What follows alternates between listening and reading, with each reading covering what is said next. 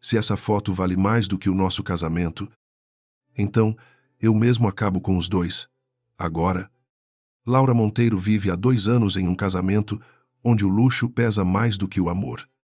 Rafael Duarte Prado, seu marido, acredita que ela entrou em sua família por interesse e nunca conseguiu enxergar a mulher silenciosa que dormia ao seu lado.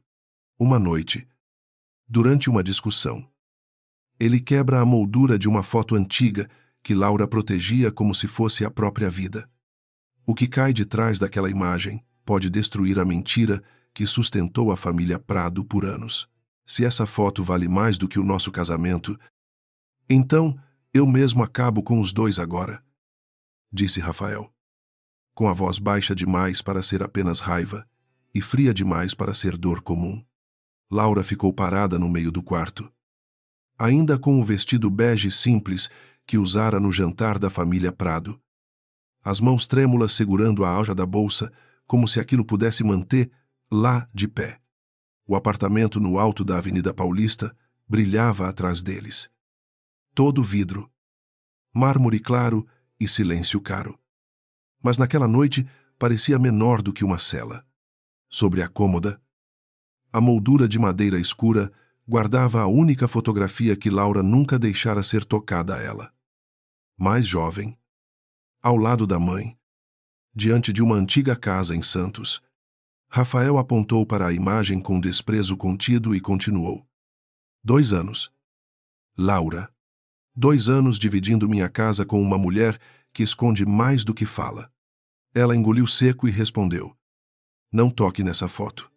O aviso deveria ter sido firme. Mas saiu como súplica. Rafael riu sem humor. Então é verdade. Existe alguma coisa nessa moldura. Laura deu um passo à frente. Existe memória. Existe luto. Existe algo que você nunca respeitou. Ele apertou o maxilar. Respeito se conquista. Não se exige com segredo. A discussão havia começado 1 hora antes, no jantar mensal da família Prado, quando Vitória ergueu uma taça de vinho, com a delicadeza venenosa que só ela sabia usar. Perguntou se Laura ainda guardava lembranças de certas pessoas do passado. A mesa inteira ficara quieta. Dona Helena, mãe de Rafael, desviara os olhos com uma confusão triste, como se a frase tivesse tocado um lugar antigo da memória. Rafael, sentado ao lado da esposa, não perguntou a que Vitória se referia.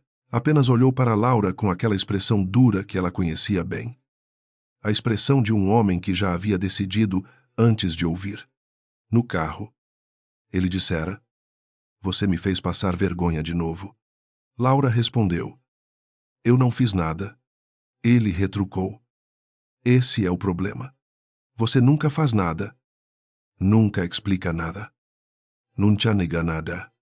Ela olhou pela janela para as luzes de São Paulo, escorrendo pela noite, e murmurou: Talvez porque você nunca pergunta para entender, só pergunta para condenar. Desde então, o silêncio entre eles viera se acumulando até explodir diante daquela cômoda, daquele quarto impecável, daquela fotografia que Laura protegia mais do que qualquer joia que Rafael já lhe dera. Rafael abriu a gaveta da cômoda e puxou de dentro um envelope vazio de papel marfim que havia encontrado ali mais cedo, quando procurava documentos do apartamento. Isso estava atrás da sua roupa, sem nome. Sam. Data. Você espera que eu finja que não vi Laura empalideceu. Mas não por culpa. Foi por medo. Medo de que uma história enterrada sem cuidado voltasse pelas mãos erradas. Você mexeu nas minhas coisas. Ela perguntou. Rafael devolveu com amargura. Minhas coisas. Você mora na minha casa. Usa o meu sobrenome. Senta à mesa da minha família e ainda fala como se estivesse de passagem. A frase acertou mais fundo do que ele imaginou. Laura respirou devagar, tentando não chorar diante dele, porque já havia aprendido que suas lágrimas nunca serviam como prova, apenas como mais um motivo para ser chamada de fraca. Eu nunca quis o seu sobrenome, disse ela. Eu aceitei esse casamento porque achei que, um dia, Você enxergaria quem eu era sem que eu precisasse implorar. Rafael se aproximou da moldura, os olhos escuros presos na foto. E quem é você? Laura, a esposa injustiçada, a santa silenciosa, ou a mulher que guarda lembranças de alguém enquanto vive às minhas custas? Ela levantou a mão, assustada. Rafael, para. Ele não parou. Talvez, se estivesse menos ferido, tivesse visto que o pânico no rosto dela não era o pânico de uma traidora, mas de alguém prestes a perder a última parte intocada da própria história. Talvez tivesse percebido que Laura não correu para proteger a fotografia em si, e sim a parte de trás da moldura, onde seus dedos tocaram primeiro. Mas Rafael vinha de anos de orgulho, de conselhos envenenados e de uma convicção alimentada por Vitória em doses pequenas. Vitória dizia que Laura era calculista. Vitória dizia que mulheres silenciosas eram as mais perigosas. Vitória dizia que uma esposa sem família influente sempre teria um preço escondido. E naquela noite, Rafael escolheu acreditar na voz da irmã em vez de ouvir o tremor da mulher à sua frente. Ele pegou a moldura. Laura avançou. Me devolve. Rafael ergueu o braço. Então me diga agora o que tem aqui. Não desse jeito. Sempre tem uma condição com você. Não é condição. É dor. Dor não explica mentira. E arrogância não revela a verdade. A resposta dela cortou o quarto como vidro. Por um segundo. Rafael hesitou. Então, a raiva venceu. A moldura bateu contra o chão de mármore com um estalo seco. O vidro se espalhou como gelo quebrado. E Laura soltou um som curto, quase animal, antes de se ajoelhar. Rafael ainda estava respirando forte quando a parte traseira da moldura se soltou, revelando uma camada dupla de papelão. De dentro dela caiu um pequeno envelope amarelado, muito mais antigo do que aquele que ele havia encontrado na gaveta. Não era grande, nem bonito, nem parecia valioso. Ainda assim, Laura reagiu como se uma ferida tivesse sido aberta diante dele. Ela tentou pegar o envelope, mas Rafael foi mais rápido. O que é isso? Perguntou, já sem a mesma segurança. Laura estendeu a mão. Me dá. Não. Rafael. Por favor. Aquela palavra. Por favor. Dita por Laura. Deveria tê-lo envergonhado. Ela quase nunca pedia nada. Porém, ele abriu o envelope antes que a culpa pudesse nascer. O primeiro papel que saiu tinha a marca desbotada de um escritório jurídico de Santos. O segundo trazia o nome de uma empresa antiga, Prado Exportações. O terceiro era uma cópia de transferência bancária com valores altos demais para serem ignorados. Rafael franziu a testa. Por que você tem documentos da empresa do meu pai? Laura arrancou os papéis da mão dele com uma força que Rafael nunca tinha visto nela. Parte das folhas caiu sobre os cacos de vidro. Uma delas deslizou até perto do sapato dele, virada para cima, mostrando uma assinatura que o fez perder a cor. Augusto Duarte Prado. Seu pai. Morto, havia quase 8 anos. Rafael se abaixou lentamente. Mas Laura pisou na borda do papel antes que ele o pegasse. Não havia desafio no gesto. Havia desespero. Você não tem esse direito. Ela disse. A voz rouca. Rafael levantou os olhos para ela. Meu pai assinou isso. E você quebrou a única coisa que minha mãe deixou comigo. Laura. Que documentos são esses? Agora você quer perguntar. Ela riu baixo. E aquele riso era mais triste do que qualquer choro. Depois de 2 anos me tratando como uma intrusa. Agora você quer respostas, porque viu o nome, Prado, em um papel. Velho, Rafael ficou imóvel. O nome do pai parecia pesar entre eles. Ele sempre acreditara que conhecia a queda da empresa, a recuperação milagrosa, a gratidão que sua família devia à Vitória. Desde jovem, ouvira que a irmã havia encontrado investidores quando todos tinham virado as costas. O que aqueles papéis faziam com Laura? Ela recolheu tudo com pressa, ferindo um dedo num pedaço de vidro. Uma gota de sangue caiu sobre a foto da mãe. E Rafael instintivamente deu um passo à frente. Você se cortou. Laura puxou a mão contra o peito. Não toque em mim. A frase o atingiu com uma violência silenciosa. Durante 2 anos, Rafael se acostumara a afastá-la antes que ela se aproximasse, a negar qualquer gesto de ternura, a dormir virado para o outro lado da cama, como se o casamento deles fosse um contrato inconveniente. Nunca imaginou que um dia seria ele a ouvir aquela proibição. Laura levantou-se com um envelope apertado contra o corpo e caminhou até o armário. Tirou uma mala pequena da parte de cima, jogou algumas roupas dentro sem dobrar e ignorou quando Rafael disse seu nome. Laura. Ela não respondeu. Eu perguntei o que são esses papéis. Ela fechou a mala com força. E eu estou cansada de viver em uma casa onde só sou ouvida quando alguma coisa quebra.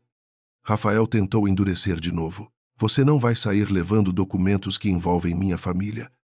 Laura olhou para ele, os olhos molhados. Mas, firma. Sua família já levou de mim mais do que devia. O telefone de Rafael vibrou sobre a cama. O nome de Vitória iluminou a tela no mesmo instante em que Laura terminava de juntar os últimos fragmentos da fotografia. Rafael viu o nome da irmã. Depois viu Laura olhando também. Nenhum dos dois falou por alguns segundos. A ligação caiu. Em seguida, uma mensagem apareceu. Você achou alguma coisa no quarto dela. Não deixe Laura te manipular. Rafael sentiu uma fisgada incômoda. Quase uma rachadura na certeza que o sustentava. Como Vitória sabia que havia algo no quarto? Laura percebeu a pergunta nascer no rosto dele e sorriu com uma amargura pequena. Ela sempre teve medo dessa foto. Rafael apertou o celular na mão. O que Vitória tem a ver com isso? Laura colocou a moldura quebrada dentro da mala, junto com a fotografia manchada de sangue. Pergunte a ela. Você sempre acreditou mais nela do que em mim. Ele deu um passo, bloqueando parcialmente a saída. Eu não posso deixar você sair desse jeito. Laura ergueu o rosto. Você não me deixou entrar de verdade nesta casa. Não finja que agora tem direito de me impedir de ir embora. Rafael saiu da frente. Mas não porque queria. Saiu porque, pela primeira vez, percebeu que se insistisse, confirmaria tudo o que Laura mais temia nele. Ela passou por ele com a mala numa mão e o envelope na outra. No corredor, as luzes automáticas acenderam uma a uma. Frias, elegantes, impessoais. Rafael a seguiu até a sala, sem saber se devia pedir desculpas ou exigir explicações. As duas coisas pareciam pequenas demais. Perto da porta, Laura parou apenas para tirar a aliança. Não a jogou, não fez cena. Colocou-a sobre o aparador de madeira, ao lado de um vaso importado que Vitória escolhera para o apartamento na semana do casamento. Eu não estou pedindo divórcio esta noite, disse ela, com uma calma que machucava mais do que gritos. Estou pedindo distância. Porque se eu ficar, vou começar a acreditar na mulher que vocês inventaram. Rafael olhou para a aliança. Você vai para onde? Para algum lugar onde meu silêncio não seja usado contra mim? Ele falou baixo, quase sem orgulho. Laura, se existe uma verdade, me deixa ouvir. Ela segurou a maçaneta, sem se virar. A verdade estava na sua frente todos os dias. Você só precisou quebrá-la para notar. A porta se fechou sem bater. Rafael ficou sozinho no apartamento que até então chamava de seu, mas que de repente parecia não pertencer a ninguém. O silêncio não trouxe alívio, trouxe memória.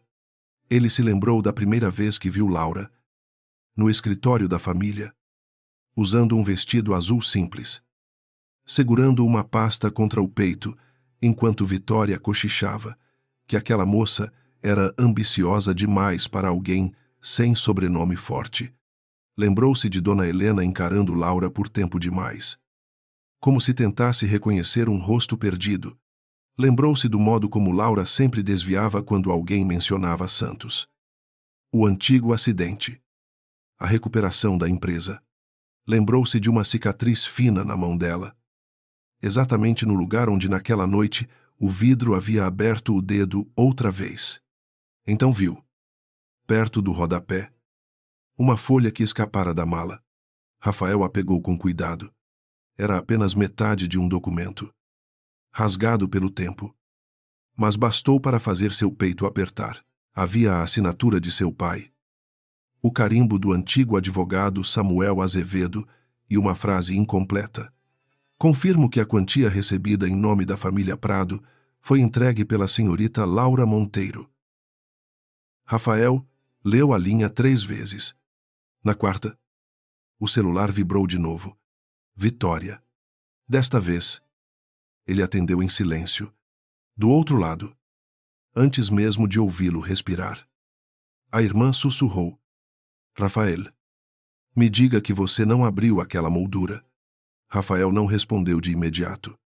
Ficou parado no meio da sala, com a metade do documento na mão, ouvindo a respiração curta de Vitória atravessar o telefone como se ela estivesse correndo de alguma coisa invisível. Por que você sabe da moldura? Ele perguntou, enfim. E a própria calma de sua voz pareceu assustar, lá mais do que um grito.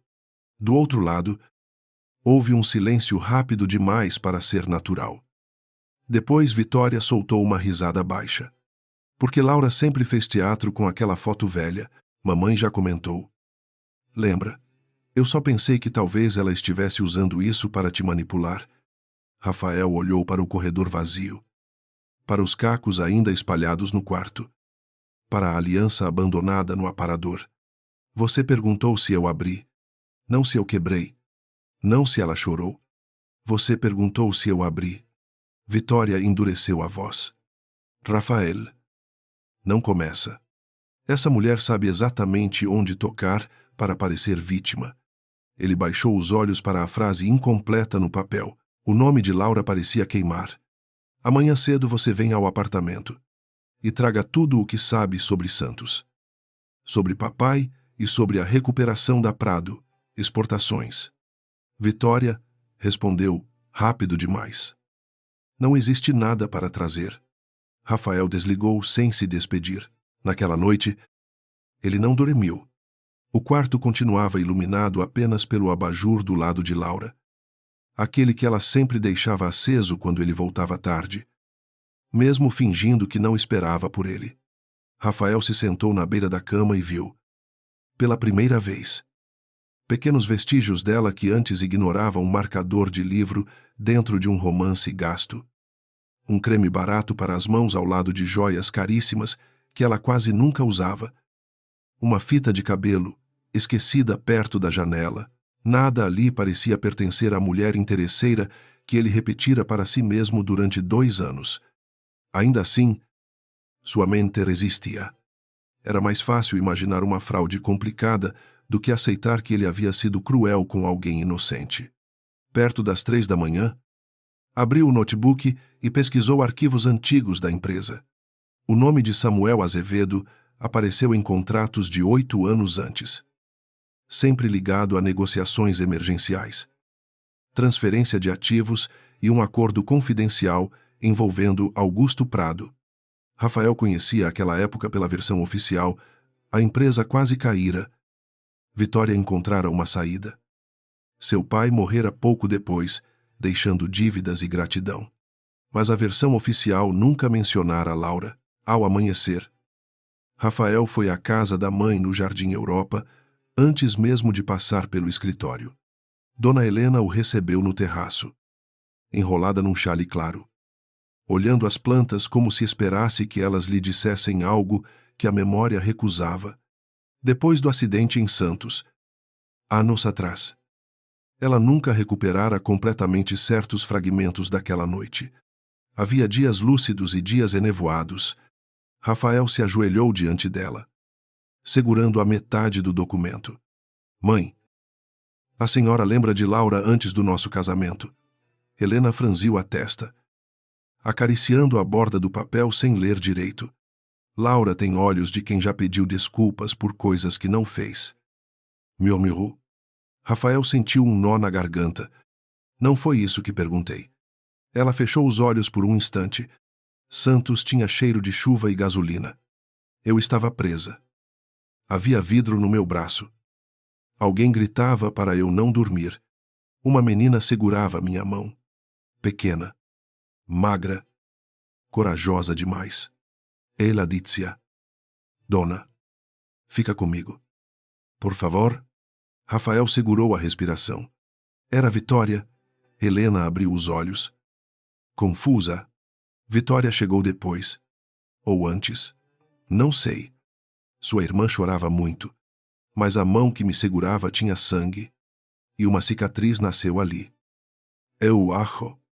A lembrança caiu sobre Rafael como uma sentença lenta. Quando Vitória chegou ao apartamento dele, no fim da manhã, encontrou Rafael de terno escuro, sem gravata, diante da mesa onde ele havia colocado a folha rasgada, uma cópia de arquivo e o celular com a mensagem dela ainda aberta. Ela entrou sorrindo, mas o sorriso morreu ao ver que ele não estava disposto a ser conduzido. Você está fazendo uma tempestade por causa de papel velho, disse, largando a bolsa numa poltrona. Rafael apontou para a cadeira à frente. Senta. Vitória ergueu uma sobrancelha. Você fala comigo como se eu fosse funcionária. Hoje eu falo como alguém que quer a verdade. Ela se sentou devagar. Rafael perguntou sobre Samuel Azevedo. Ela disse que era um advogado oportunista. Perguntou sobre a transferência que salvou a empresa. Ela respondeu que investidores anônimos haviam ajudado. Perguntou por que a família sempre creditou aquilo a ela. Vitória sorriu. Mas as mãos se fecharam no colo. Porque fui eu que convenci as pessoas certas a ajudar. Rafael aproximou o papel dela. Então por que o nome de Laura aparece aqui? Vitória olhou apenas um segundo. Bastou. O medo passou pelo rosto dela antes da indignação. Porque Laura falsificou isso. Eu avisei desde o começo que ela era perigosa. Enquanto Rafael ouvia a irmã construir uma explicação em cima da outra, Laura atravessava São Paulo num ônibus quase vazio, com a mala entre os joelhos e o envelope escondido dentro da bolsa. Não fora para um hotel caro, nem para a casa de uma amiga influente. Foi para uma pousada simples perto da Liberdade, onde a recepcionista não perguntou por que uma mulher com aliança, ausente e olhos inchados, precisava de um quarto antes do meio-dia. Laura lavou o corte no dedo. Trocou o vestido por uma calça escura e uma blusa branca. Depois abriu o envelope sobre a cama estreita. Os papéis estavam incompletos. Alguns haviam ficado no apartamento. Outros já eram cópias antigas demais. O documento mais importante não estava ali, a declaração original de Samuel. Aquela que sua mãe mandara guardar atrás da fotografia antes de morrer. Laura cobriu o rosto com as mãos. Durante anos, ela acreditara que preservar aquela prova era inútil. Porque falar a verdade significaria destruir a única estrutura que mantinha Dona Helena emocionalmente de pé e expor Vitória como fraude. Agora, depois da moldura quebrada e da mensagem vista por Rafael, o silêncio já não protegia ninguém. Só protegia a mentira. Laura ligou para o Instituto Santa Clara, uma casa de repouso discreta na Zona Sul, onde Samuel Azevedo vivia desde que um AVC o afastara da advocacia. Ela pagava parte das despesas dele havia 3 anos. Não por obrigação legal, mas porque Samuel fora o único adulto que, depois da morte de sua mãe, tentou impedir que Vitória enterrasse a verdade. Quando a enfermeira atendeu, Laura perguntou se ele estava bem. A mulher hesitou. Dona Laura. Ele recebeu uma visita ontem à tarde. Ficou agitado depois disso.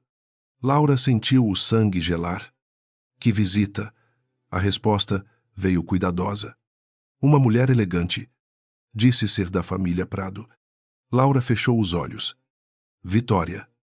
Pegou um táxi com o dinheiro que não devia gastar e chegou ao instituto no começo da tarde. Samuel estava sentado numa cadeira perto da janela. Mais magro do que na última visita. Os dedos trêmulos sobre uma manta azul.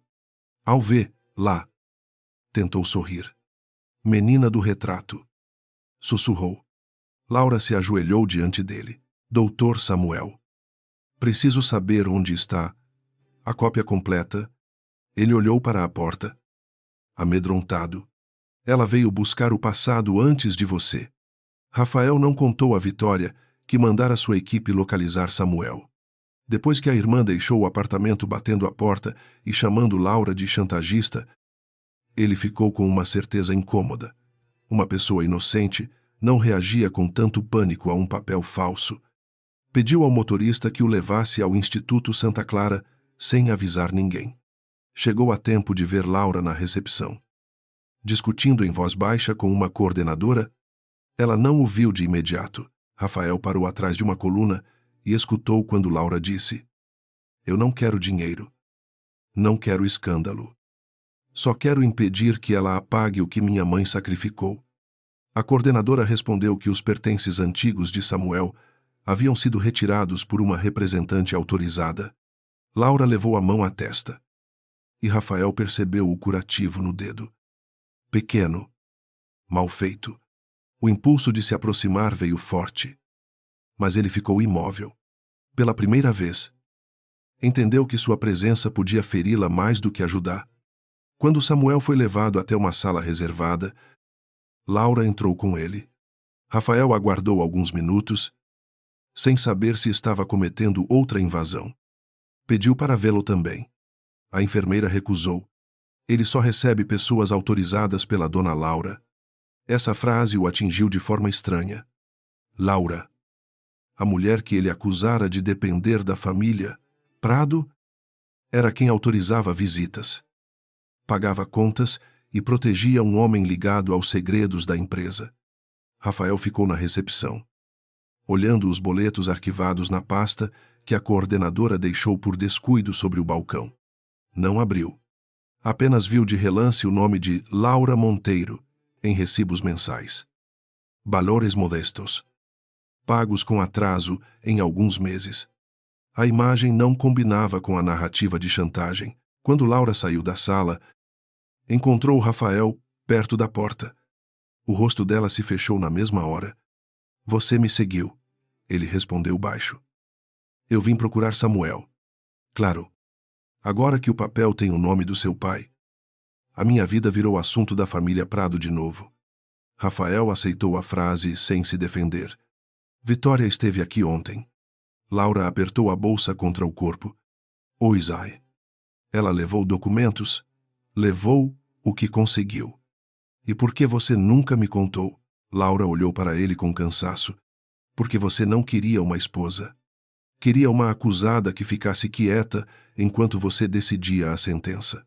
Samuel chamou Laura de dentro da sala antes que Rafael pudesse responder. Ela virou para entrar. Mas ele falou seu nome com uma urgência contida. Laura. Minha mãe se lembra de uma garota em Santos. Uma garota com sangue na mão. Laura parou. A bolsa escorregou um pouco do ombro. E por um instante, Rafael viu a cicatriz fina perto do polegar, quase escondida pelo curativo novo. Ela percebeu o olhar dele e fechou a mão. Memórias quebradas não consertam o que vocês fizeram comigo. A porta se abriu. E Samuel surgiu apoiado na enfermeira. Os olhos procurando Rafael. Augusto sabia. Murmurou o velho. Rafael se aproximou devagar. Meu pai sabia o que Samuel tentou falar. Mas as palavras vieram embaralhadas. A menina vendeu a casa. A mãe chorou. Prado foi salvo. Depois a outra chegou com um nome bonito e pegou a luz para si. Laura segurou o braço dele. Doutor. Não se force. Samuel respirou com dificuldade. Gravação. Não confiar em gaveta. Santa Cecília. Antes que pudesse explicar. Sua mão fraquejou. A enfermeira o levou de volta. Preocupada. Laura repetiu. Quase sem voz. Santa Cecília. No estacionamento do instituto, Laura caminhou rápido, mas Rafael a alcançou perto do portão. Eu posso ajudar a descobrir o que Santa Cecília significa. Ela riu sem alegria. Você pode começar não atrapalhando. Ele merecia aquilo. Mesmo assim, insistiu com cuidado. Eu não estou pedindo que confie em mim. Só estou dizendo que Vitória já se moveu antes de você. Se ela levou os documentos, talvez vá atrás do resto. Laura parou, encarando os carros sob o sol duro da tarde. Você ainda fala como se isso fosse uma disputa de estratégia. Para mim, é a minha mãe. É a casa que ela perdeu. É uma vida inteira sendo chamada de interesseira por pessoas que foram salvas pelo dinheiro dela. Rafael abaixou os olhos. Eu não sabia. Laura respondeu na hora. Não. Você não quis saber. Ele ficou calado. E esse silêncio, diferente dos outros. Não tinha desprezo. Tinha vergonha. Laura pareceu perceber, mas não suavizou. Se quer fazer alguma coisa útil, pergunte à sua irmã por que ela tinha autorização para retirar pertences de Samuel. Eu nunca assinei isso.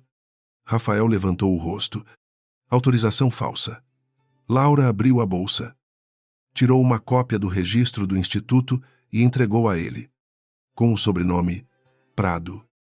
Muitas portas se abrem, até as que deveriam proteger a verdade.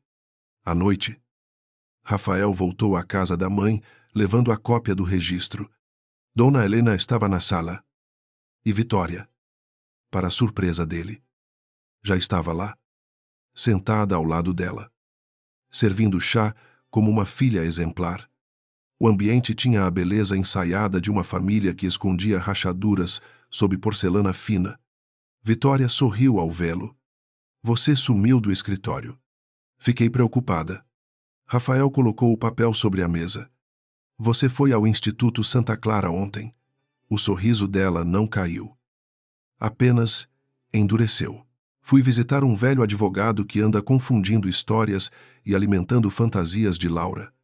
Dona Helena segurou a xícara com mais força. Samuel Vitória tocou o braço da mãe. Não se desgaste com isso. Mamãe. Rafael afastou a mão dela com um gesto firme. Eu perguntei a você. Vitória se levantou. Eu protegi esta família quando ninguém mais protegia. Cuidado para não jogar tudo fora por causa de uma mulher que sabe chorar bonito. Rafael encarou a irmã e, pela primeira vez, não viu apenas a mulher que crescera tentando ser aceita. Viu medo. Antes que pudesse responder, seu celular tocou. Era uma mensagem de Laura. Curta. Enviada talvez contra a vontade dela. Santa Cecília é uma antiga capela em Santos. Minha mãe guardava recibos lá. Segundos depois, outra mensagem chegou. Mas de número desconhecido, se Rafael continuar procurando, Samuel não será o único a perder a memória. Rafael fechou a mão em torno do aparelho. Vitória olhou para ele e empalideceu. O aviso anônimo transformou a sala da Casa Prado em um lugar mais frio do que qualquer sala de conselho onde Rafael já havia enfrentado inimigos. Ele mostrou a mensagem a Vitória sem dizer nada, apenas observando como o rosto da irmã perdia a cor por um segundo antes de recuperar a máscara. Dona Helena, sentada entre os dois, percebeu o silêncio estranho e perguntou: que mensagem é essa? Meu filho Vitória tentou se antecipar, tocando o ombro da mãe com uma doçura ensaiada. Nada que a senhora precise saber. Mamãe, Rafael está se deixando envolver por uma história antiga, cheia de chantagens. Rafael afastou a mão dela com calma. Mas a calma doeu mais do que um grito. Quem sabe sobre Samuel, além de você? De Laura e de mim, Vitória, ergueu o queixo. Muita gente conhece aquele velho. Ele trabalhou para a família, mas pouca gente sabia que eu fui vê-lo hoje. Ela respirou fundo, os olhos brilhando de indignação. Você está me acusando. Rafael olhou para Dona Helena, que apertava o xale como se a palavra Santos tivesse voltado a rondar a casa. Ainda não. Mas estou começando a entender por que Laura preferiu o silêncio a esta família. Na pousada, Laura também recebeu a mesma ameaça. Mas escrita de outro jeito. Volte para o seu lugar. Ou a memória de Samuel morre com ele. Ela ficou sentada na beira da cama por alguns minutos, olhando a tela até as letras parecerem manchas. O medo veio primeiro. Físico. Atravessando o peito. Porque Samuel era frágil demais para ser arrastado para aquela guerra. Depois veio a culpa. Velha companheira. Dizendo que se ela tivesse rasgado aqueles papéis anos atrás, talvez ninguém sofresse agora. Mas uma lembrança da mãe atravessou a culpa como uma luz dura. Catarina Monteiro. Magra de cansaço, depois de vender a casa em Santos, havia segurado a moldura e dito: dia. Minha filha, não use essa verdade para se vingar. Use para não deixarem você desaparecer. Laura passou o polegar sobre o curativo do dedo e sentiu a cicatriz antiga por baixo da dor recente. Pela primeira vez em muito tempo, não quis proteger a família Prado do escândalo. Quis proteger a menina que um dia vendeu o último pedaço da mãe para salvar pessoas que depois a chamariam de interesseira. No dia seguinte, a convocação chegou sem surpresa. Um motorista da família Prado apareceu na pousada com um envelope elegante, convidando Laura para uma reunião necessária e discreta na mansão do Jardim Europa. A palavra discreta quase a fez rir. Sempre que a família Prado queria apagar alguém, chamava isso de discrição. Laura foi mesmo assim. Usando a única roupa que não estava amassada na mala, uma camisa branca simples, calça escura e o cabelo preso baixo. Ao entrar na sala principal, encontrou Rafael de pé perto da janela. Dona Helena no sofá. 2 tios da família. Um advogado da empresa e Vitória, sentada como se fosse a anfitriã de um julgamento. Sobre a mesa havia uma pasta preta. Vitória sorriu primeiro. Laura. Que bom que veio. Todos queremos resolver isso com dignidade. Laura olhou para a pasta. Quando vocês dizem dignidade, normalmente querem dizer silêncio. Um dos tios bufou. Essa moça fala como se fosse dona da casa. Rafael deu um passo.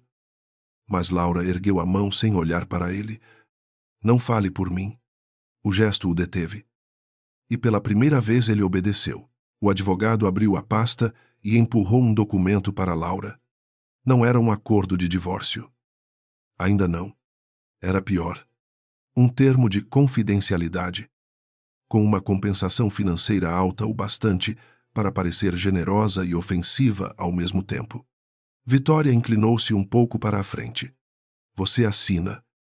Laura. Entrega qualquer papel antigo que esteja guardando e segue sua vida com conforto. Ninguém precisa sair machucado. Laura leu apenas as primeiras linhas antes de fechar o documento. Eu já segui minha vida sem conforto durante anos. O que me machucou não foi falta de dinheiro. Vitória perdeu um pouco da suavidade. Então é orgulho. Laura encarou a mulher que havia usado seu sacrifício como escada. Não. É memória. Dona Helena levou a mão à boca, perturbada pela palavra. Rafael percebeu. Mas Vitória também. Rapidamente, ela se voltou para a mãe. Mamãe, não deixe essa mulher mexer com a sua cabeça. Depois do acidente, qualquer um podia inventar histórias.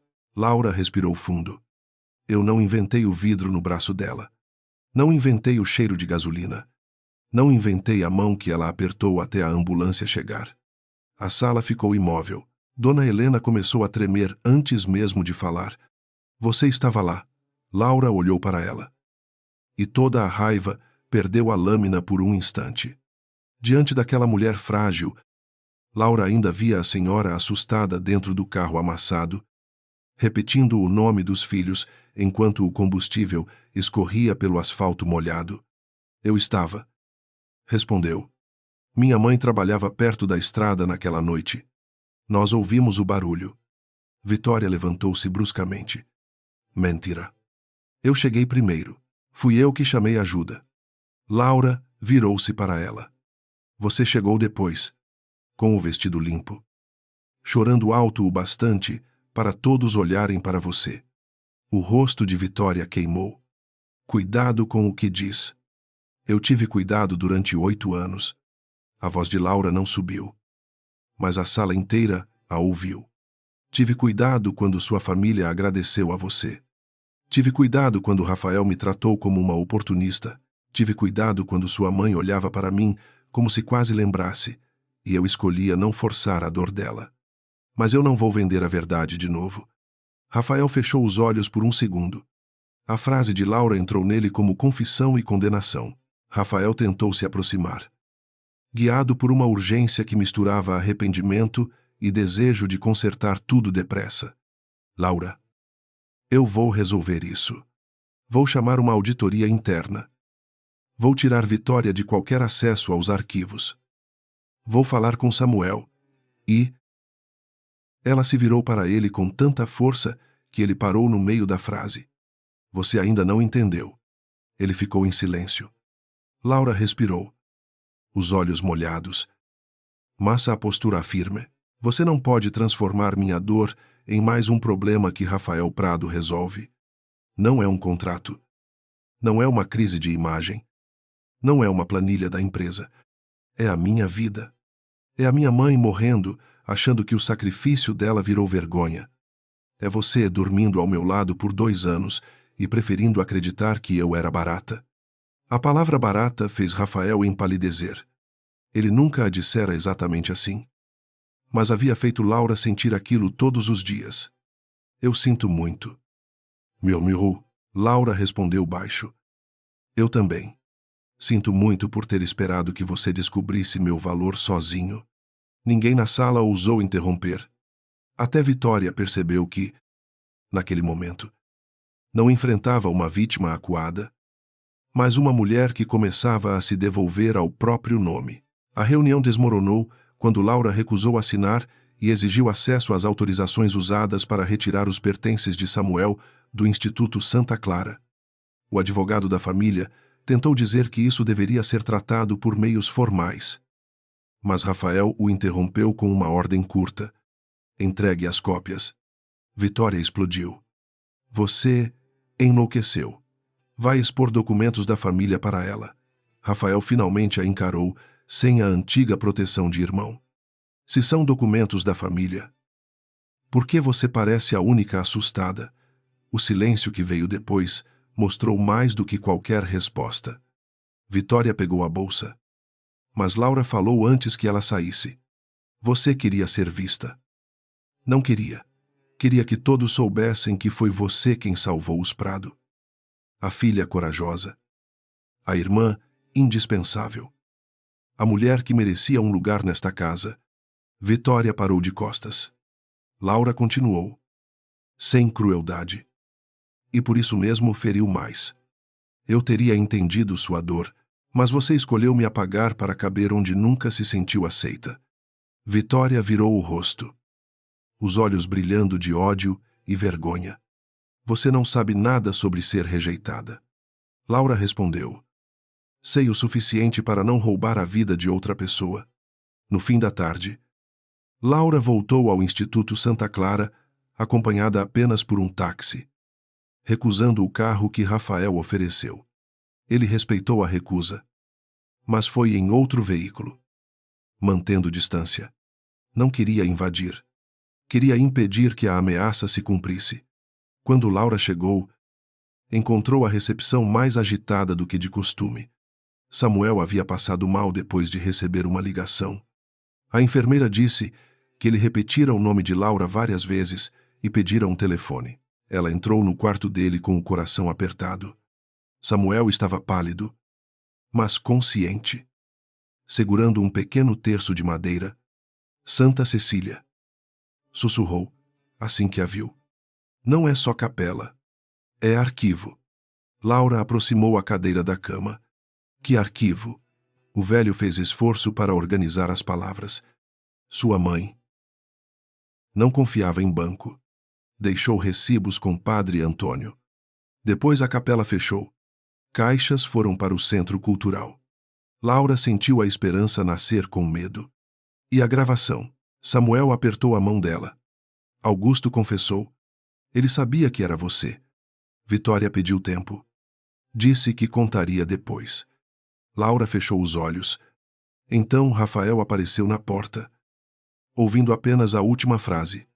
O rosto dele parecia o de alguém que finalmente via o tamanho da própria cegueira. Samuel pediu que Rafael entrasse. A presença dele deixou Laura tensa. Mas ela não o expulsou. O velho olhou para os dois como se enxergasse. Por trás deles.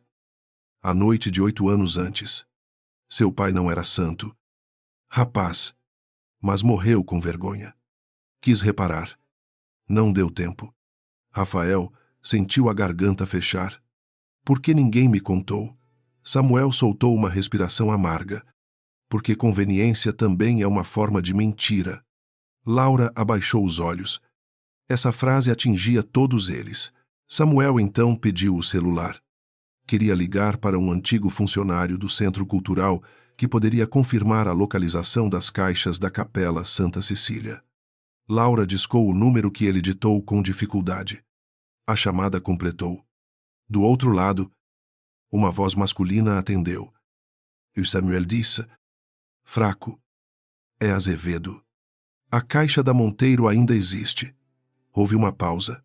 Laura e Rafael se inclinaram ao mesmo tempo. O homem respondeu algo que fez Samuel chorar em silêncio. Existe. Mas alguém tentou retirar ontem. Antes que ele dissesse o nome, um ruído seco cortou a linha. A chamada caiu. Laura tentou ligar de novo. Nada. A noite parecia prender a respiração quando os três entenderam que a corrida pela verdade havia começado de verdade. Rafael chamou segurança para o instituto. Mas Laura recusou quando ele tentou decidir seus próximos passos. Eu vou a Santos amanhã cedo, disse ela, guardando o celular. Rafael respondeu. Eu vou com você. Ela olhou para ele. Exausta. Você não foi convidado. Ele aceitou a dureza sem recuar. E ousai. E não vou porque acho que você precisa ser salva. Vou porque minha família fez parte disso. Meu pai sabia. Minha irmã mentiu. E eu ajudei essa mentira cada vez que te tratei como culpada. Laura ficou quieta. A confissão não apagava nada. Mas tinha um peso diferente das desculpas vazias.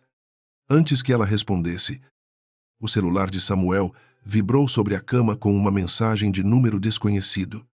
Laura pegou o aparelho e leu em voz alta.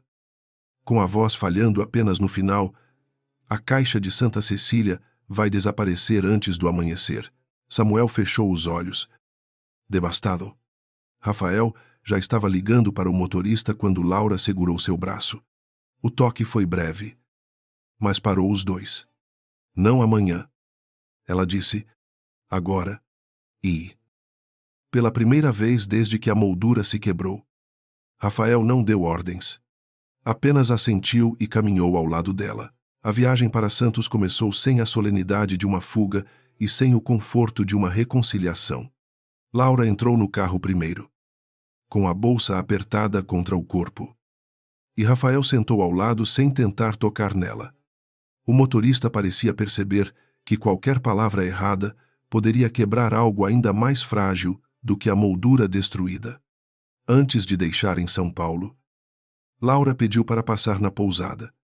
Subiu sozinha. Voltou poucos minutos depois, trazendo a parte traseira da moldura, envolta numa toalha, no banco de trás, sob a luz fraca do teto do carro. Ela examinou o papelão duplo que Rafael havia rasgado em sua raiva. Havia ali uma marca quase invisível, prensada na borda interna da madeira C17 Monteiro. Ela passou o dedo por cima da inscrição. E a lembrança veio com a nitidez de uma lâmina. Sua mãe. Anos atrás. Dizendo que nem toda a verdade devia ficar em papel comum. Santa Cecília. Caixa 17. Laura murmurou. Rafael olhou para a marca. Depois para ela. Sua mãe deixou um caminho. Laura fechou a toalha com cuidado. Ela deixou porque sabia que um dia alguém tentaria apagar o resto. A estrada até Santos cortava a noite como uma linha escura. E cada quilômetro parecia puxar Laura para dentro de uma memória que ela evitara por anos. Ela via a mãe no banco de um ônibus antigo, segurando documentos de venda da casa com as duas mãos, fingindo força para não assustar a filha. Via a fachada da Prado, exportações nos jornais, ameaçada por dívidas, escândalos e fornecedores abandonando contratos. Via Dona Helena presa dentro do carro depois do acidente. A chuva misturada ao cheiro de combustível. O vidro entrando na pele de sua mão quando ela forçou a porta até abrir espaço para a respiração daquela mulher desconhecida. Rafael observava o perfil dela sem ousar interromper. Queria perguntar tudo. Mas finalmente compreendia que perguntas feitas tarde demais não tinham direito de exigir respostas completas. Quando o celular dele vibrou, era uma ligação de Vitória. Ele rejeitou. Laura percebeu. Não precisa fingir lealdade agora. Rafael respondeu, olhando para a estrada. Não é fingimento. É a primeira vez que estou escolhendo ouvir antes de defender alguém. Laura desviou o rosto para a janela. A frase não curou nada, mas também não feriu. O Centro Cultural Santa Cecília funcionava em um antigo prédio restaurado perto de uma rua estreita, onde a fachada azul, desbotada da capela, ainda sobrevivia entre construções modernas.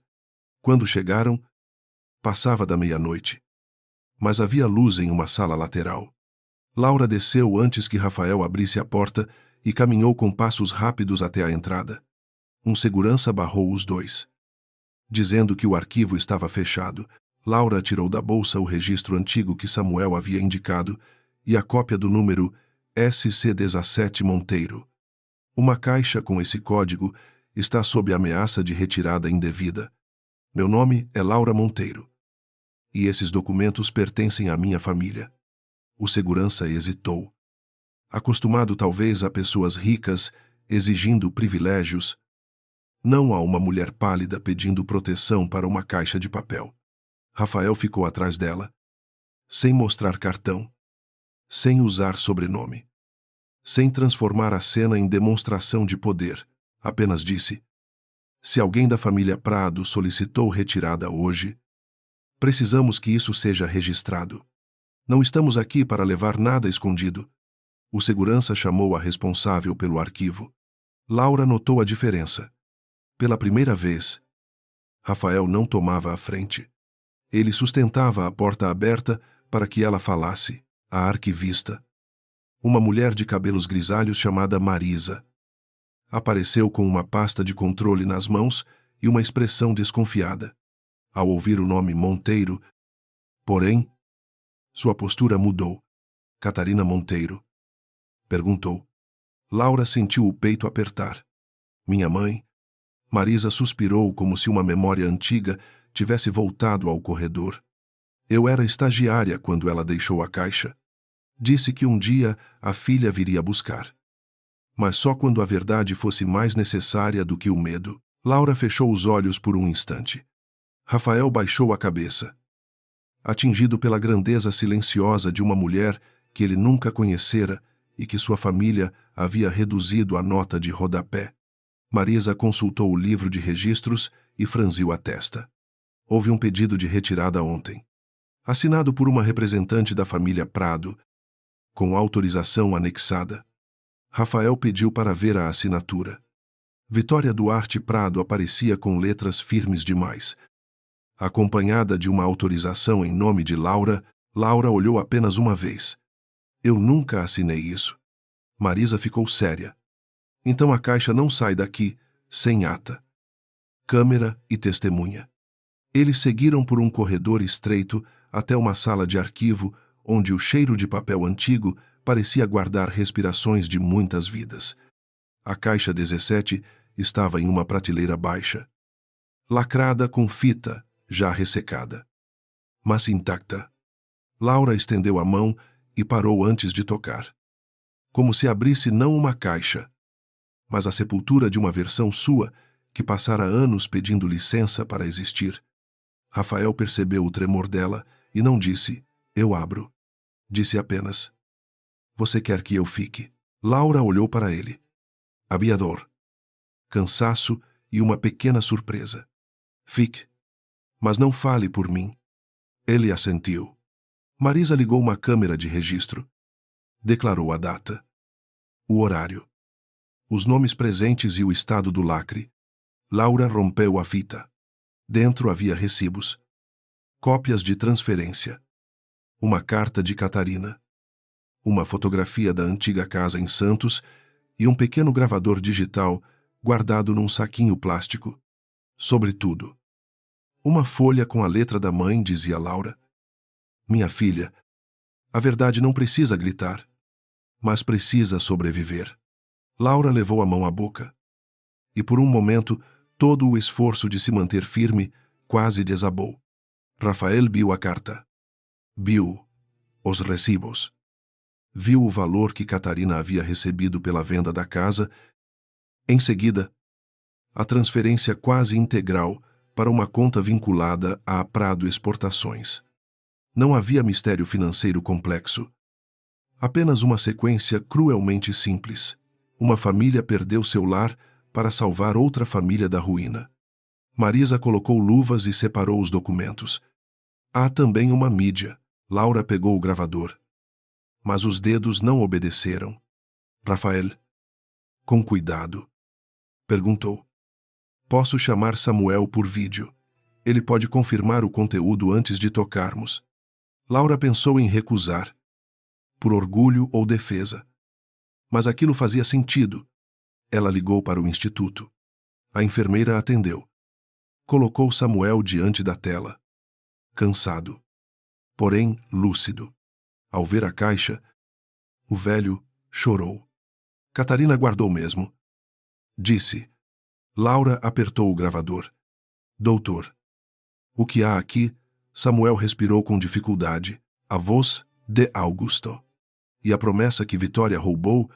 A gravação começou com ruído.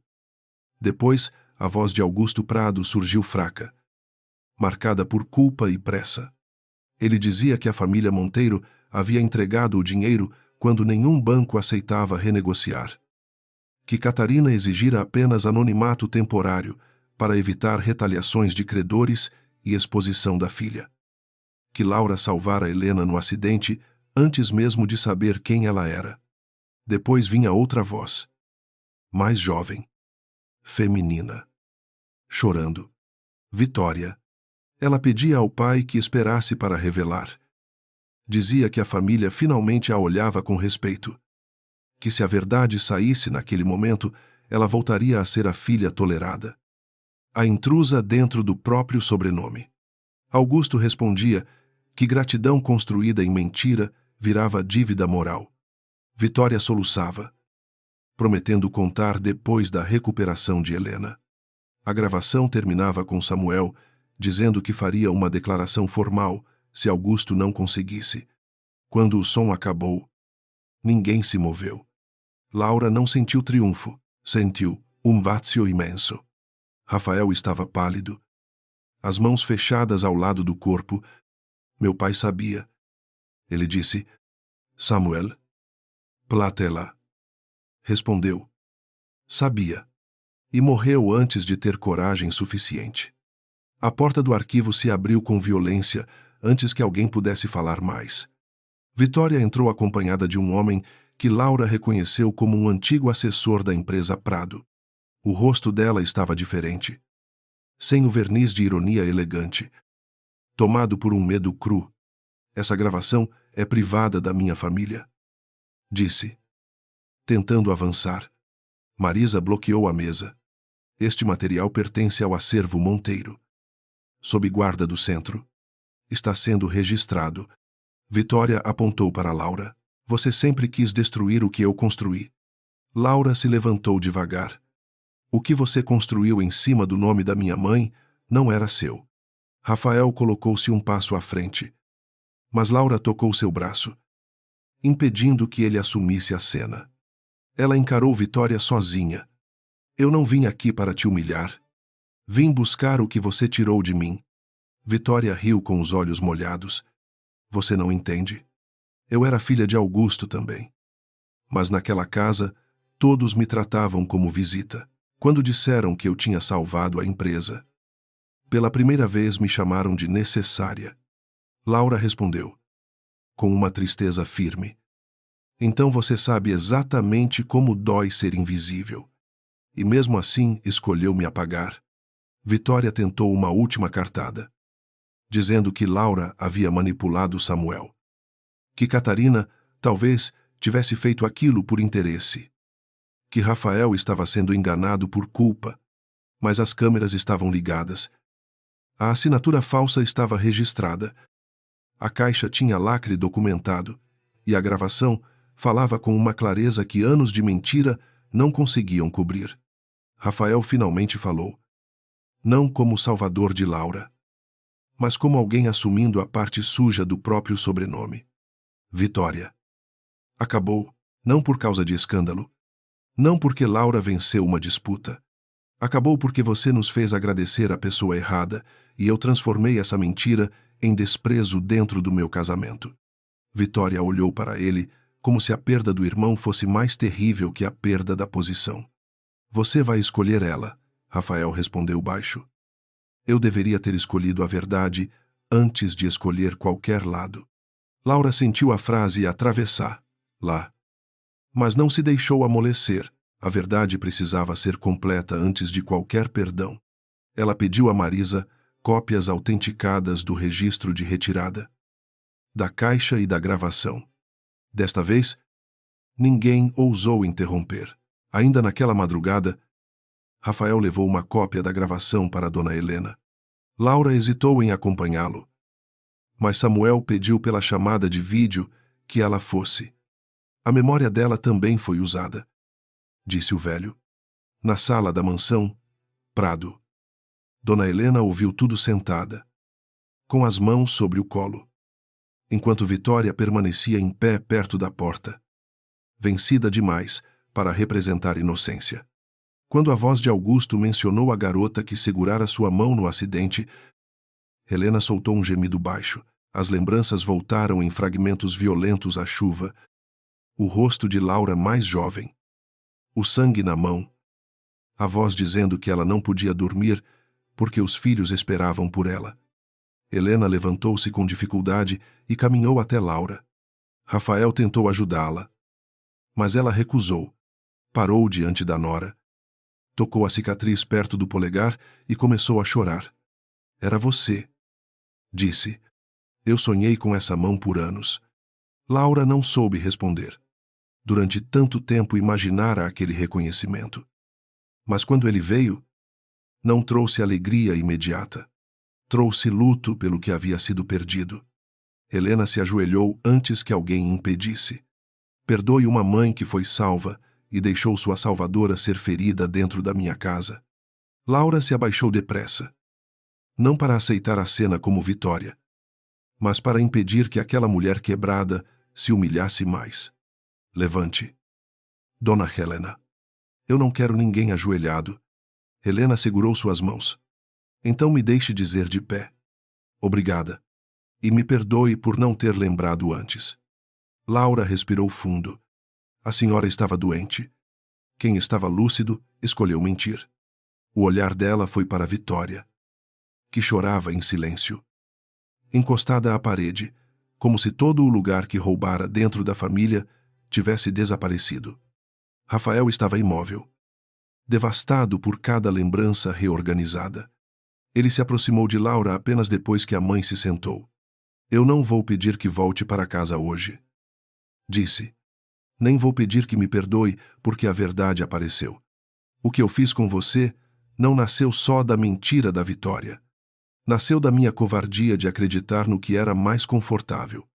Laura olhou para ele, e a raiva que carregava não diminuiu, mas ganhou um nome mais honesto.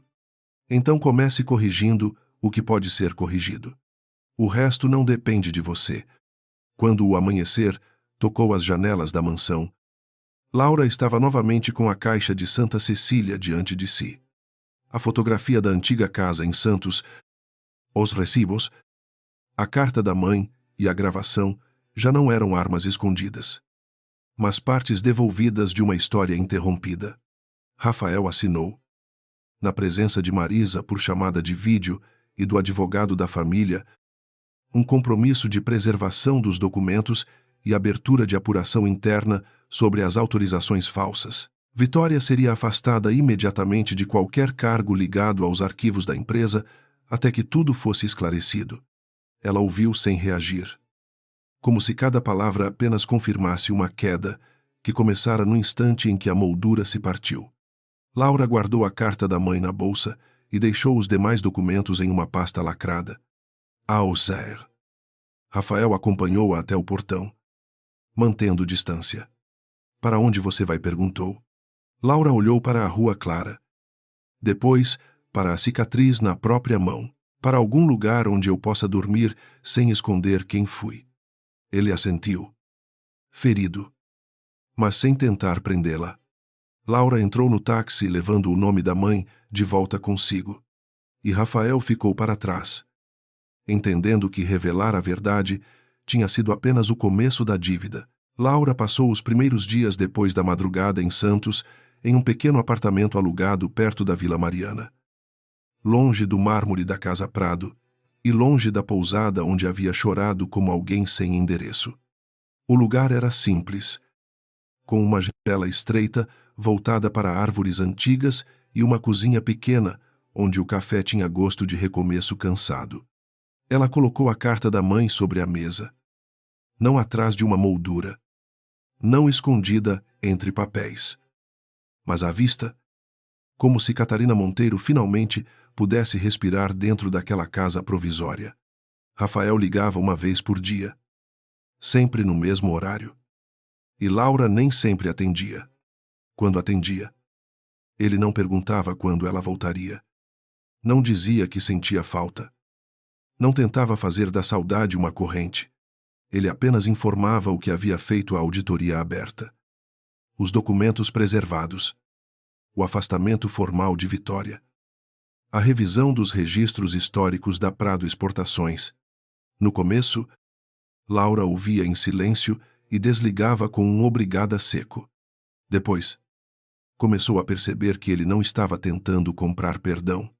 Estava aprendendo a ficar onde a verdade o colocava, na mansão Prado. O nome de Laura deixou de ser sussurrado como problema e passou a ser pronunciado como dívida. Dona Helena exigiu uma reunião familiar sem Vitória na cabeceira, sem advogado conduzindo emoções como cláusulas e sem Rafael protegendo ninguém de constrangimento. Ela apareceu usando um vestido escuro, apoiada em uma bengala, mas com a voz firme pela primeira vez em anos. Diante dos parentes que um dia haviam chamado Laura de interesseira, Helena contou o que lembrava da noite em Santos e pediu que todos escutassem a gravação de Augusto até o fim. Houve desconforto, desculpas apressadas, olhares baixos. Rafael interrompeu cada tentativa de reduzir a culpa da família a um simples mal-entendido. Não foi confusão, disse ele. Foi conveniência. Todos nós preferimos acreditar em uma versão que nos deixava mais confortáveis. Um tio tentou alegar que ninguém sabia de nada. E Rafael respondeu que não saber também fora uma escolha, quando Laura passou 2 anos sendo humilhada diante deles. Pela primeira vez. Ele não falou como CEO, nem como herdeiro. Falou como marido que havia falhado. Vitória não caiu com gritos, nem com uma cena pública. Caiu do modo que mais temia, sendo obrigada a existir sem a mentira que a tornara indispensável. A auditoria mostrou a autorização falsa usada no Instituto Santa Clara. E o conselho da empresa afastou seu nome de qualquer função de confiança. Rafael poderia ter transformado aquilo em espetáculo. Mas Laura, consultada pelo advogado, recusou qualquer vingança teatral. Não quero que ela seja destruída para que eu pareça vencedora. Disse, quero que ela responda pelo que fez e não tenha mais poder para apagar ninguém. Vitória tentou procurá-la uma tarde. esperando talvez encontrar a antiga Laura, aquela que cedia por pena. Encontrou uma mulher diferente. Elas se sentaram em uma cafeteria discreta, sem abraços, sem cordialidade falsa. Vitória disse que perdera tudo. E Laura respondeu com calma: Você perdeu o que construiu sobre mim. O que for seu de verdade, terá que descobrir agora. Vitória chorou. Não como arrependida pura, mas como alguém encarando a própria fome de reconhecimento. Laura não a consolou. Também não a humilhou. Levantou-se e deixou a conta paga pela própria xícara. Rafael foi ao apartamento de Laura apenas quando ela permitiu. Chegou com uma pasta fina, sem flores, sem joias, sem presentes caros capazes de transformar culpa em decoração. Ficou de pé perto da porta, como visitante em um território que não era seu. Laura abriu a pasta e encontrou documentos de restituição financeira referentes à venda da antiga casa em Santos, atualizados de forma justa, além de uma proposta para criar um fundo educacional em nome de Catarina Monteiro, destinado a jovens mulheres sem apoio familiar. Ela folheou tudo com cuidado e perguntou: Você acha que isso paga o que aconteceu? Rafael não desviou. Não. Nada a pagar. Isso corrige uma parte material da injustiça. O resto eu vou carregar sem pedir que você alivie. Laura fechou a pasta devagar. Eu aceito a restituição porque era da minha mãe. Aceito o fundo porque outras mulheres não precisam desaparecer como eu quase desapareci. Mas não aceite isso como o caminho mais curto até mim. Rafael engoliu a dor da frase e assentiu. Eu não vim buscar caminho curto. Era a resposta mais simples que ele já havia dado. E talvez por isso fosse a primeira que Laura conseguiu ouvir sem sentir vontade de fugir. Os meses seguintes não foram feitos de reconciliação fácil. Laura voltou a trabalhar com projetos sociais ligados a pequenas empresas familiares, usando parte do dinheiro recuperado para abrir uma consultoria discreta.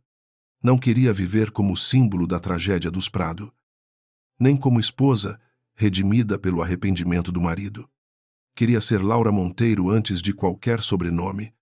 Rafael, por sua vez, começou a mudar em lugares onde ninguém aplaudia. Reestruturou a governança da empresa para impedir que decisões familiares fossem escondidas como favores pessoais. Afastou parentes que tratavam lealdade como silêncio e visitou Samuel toda semana, mesmo quando o velho confundia datas e chamava Rafael pelo nome de Augusto. Em uma dessas visitas, Samuel segurou a mão dele e disse: Cuidar da verdade dá mais trabalho do que enterrá-la. Rafael respondeu, com os olhos baixos: Eu estou descobrindo. Depois, enviou a frase a Laura. Se me exigir resposta. Ela leu durante o almoço. Guardou o celular. Pela primeira vez. Sorriu sem amargura. Dona Helena visitou Laura em uma manhã clara, levando não um pedido de perdão repetido, mas uma caixa pequena de madeira. Dentro havia a velha fotografia da casa em Santos restaurada. A imagem de Laura com Catarina preservada em uma nova moldura de vidro simples.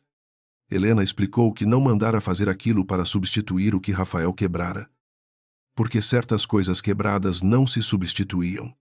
Mandara restaurar para devolver à foto a dignidade que todos tinham desrespeitado. Laura segurou a moldura com as duas mãos, sentindo o peso leve da memória limpa. Helena então tirou do bolso uma carta escrita à mão. Não leu em voz alta. Apenas entregou. Você decide se quer guardar, rasgar ou nunca abrir. Eu só precisava escrever, sem me esconder atrás da doença. Laura aceitou. Na porta, Helena disse que Vitória havia deixado a mansão e iniciado terapia. Sem cargo, sem mesada de luxo, vivendo em um apartamento menor. Não sei se ela vai se tornar alguém melhor. Confessou, mas agora ninguém vai chamar mentira de fragilidade. Laura respondeu. Isso já é um começo. A aproximação entre Laura e Rafael aconteceu em cenas pequenas, sem música grandiosa. Um dia, ele apareceu em uma palestra do Fundo Catarina Monteiro e ficou no fundo da sala, sem se apresentar como patrocinador. Em outro, Laura pediu ajuda para revisar um contrato, e Rafael enviou observações objetivas, sem tentar decidir por ela. Quando se encontravam para tratar de assuntos legais, conversavam alguns minutos a mais sobre Samuel, Dona Helena, o clima de Santos, livros que Laura estava lendo. A intimidade voltava como uma criança assustada, dando passos curtos, pronta para correr ao menor gesto brusco. Rafael aprendeu a não confundir esperança com direito. Laura aprendeu que aceitar uma mudança real não significava negar a dor que a antecedeu. Certa noite, depois de um jantar simples em um restaurante de bairro, Rafael perguntou se poderia acompanhá-la até a porta do prédio. Ela permitiu. No portão, ele disse: "Eu ainda amo você, mas agora sei que amor sem respeito vira prisão." Laura olhou para ele por muito tempo. "E eu ainda tenho medo de acreditar em você." Rafael respondeu: "Então não acredite nas minhas palavras. Veja minhas escolhas." No aniversário de morte de Catarina, Laura foi a Santos sozinha. Levou flores brancas para a antiga rua onde ficava a casa vendida e permaneceu diante do terreno transformado em uma pequena loja, sem ressentimento contra as paredes que já não existiam. Rafael apareceu depois, porque Laura havia enviado apenas uma mensagem curta: "Se quiser, venha." Ele chegou sem pressa, com 2 garrafas de água e uma sacola de pão de queijo comprada no caminho. Gesto tão comum que quase a fez chorar. Caminharam até a antiga Capela Santa Cecília, agora reaberta para visitação cultural. Lá dentro, Laura colocou a nova moldura sobre um banco e falou com a mãe em silêncio. Rafael ficou alguns passos atrás. Quando ela terminou, chamou-o com um gesto. "Eu não sei se consigo voltar a ser sua esposa do jeito que fui." Ele respondeu: "Eu não quero aquela esposa de volta." Aquela Laura aprendeu a sobreviver pedindo desculpa por existir. "Eu quero conhecer quem você é quando não precisa se esconder." Laura fechou os olhos, sentindo a tristeza e a ternura ocuparem o mesmo espaço. "Isso vai levar tempo." Rafael assentiu. "Eu tenho tempo. Se você tiver liberdade." 1 ano depois. Ninguém na família Prado contava a história da recuperação da empresa, sem mencionar Catarina e Laura Monteiro. No saguão principal da Prado Exportações, uma placa discreta foi instalada não por ordem de Rafael, mas por decisão formal do conselho após pedido de Dona Helena. Laura compareceu à cerimônia sem vestido de gala, usando azul, a cor que a mãe amava. Vitória não foi convidada para discursar, mas enviou uma carta curta, reconhecendo o que havia feito e recusando justificar a própria mentira como dor. Laura leu a carta em casa e guardou-a. Não por perdão completo, mas porque algumas reparações começam quando a desculpa para de pedir prêmio. Samuel morreu semanas depois, tranquilo, segurando uma cópia da carta de Catarina, em seu velório. Rafael ficou ao lado de Laura sem tocar sua mão até que ela mesma procurou a dele. Foi um gesto pequeno. Para os dois, pareceu enorme. Não apagava a moldura quebrada, o sangue no vidro. Os anos de desprezo. Mas dizia que a verdade, quando finalmente recebia lugar, podia abrir espaço para algo novo. Na última noite antes de Laura decidir voltar a dividir uma casa com Rafael, ela levou a moldura restaurada ao antigo apartamento da Avenida Paulista. O quarto já não tinha a mesma disposição. Rafael havia retirado os móveis escolhidos por Vitória, trocado a cômoda quebrada e deixado uma parede vazia, esperando a decisão dela. Laura caminhou até essa parede e pendurou a fotografia da mãe em um lugar visível, sem envelope atrás, sem documentos escondidos, sem medo.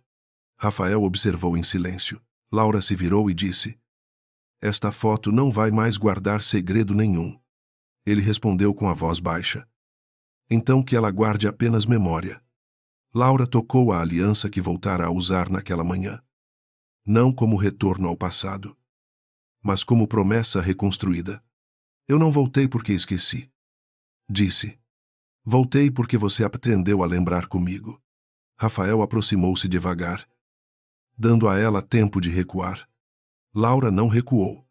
Quando se abraçaram, não havia vitória perfeita, nem perdão mágico. Havia duas pessoas diante de uma fotografia inteira. Sabendo que amor verdadeiro não nasce de nunca quebrar nada, mas de ter coragem de reparar. Sem esconder as rachaduras,